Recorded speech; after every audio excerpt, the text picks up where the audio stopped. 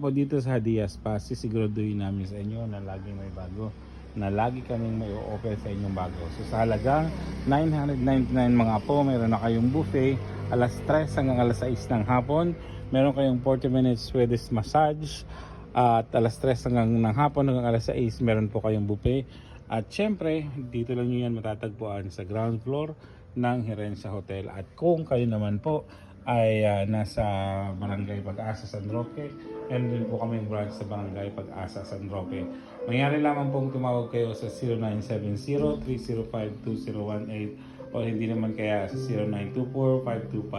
0924-525-6506. Bukas po kami ng alauna ng hapon hanggang alas 2 ng madaling araw. Ang mga therapist po namin dito ay babae at lalaki. Mangyari lamang po kayo magpo-book in advance para hindi na po kayo magantay at may slots na po para sa inyo. Kaya ano pa inaantay nyo po? Tumawag na kayo sa 0970-305-2018. Ang start po ng buffet namin is this coming Saturday, April 4, 2026. Kaya ano pa inaantay nyo? Magpa-book na kayo para meron kayong slot ngayong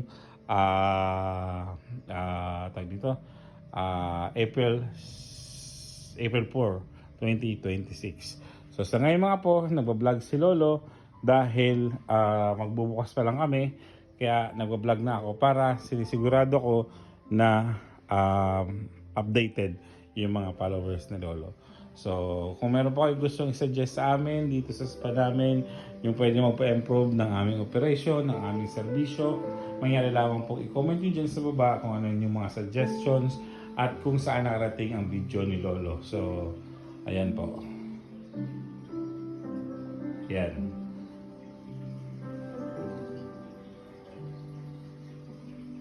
So ito po yung presyo namin is Swedish massage is 499, Swedish with Ventosa 599, Swedish with hot stone 599, signature 599, and signature with Ventosa 699. Same with the other services. At meron din po kaming full body massage with signature massage with body scrub 1,499. So yan po yung mga presyo namin mga apo.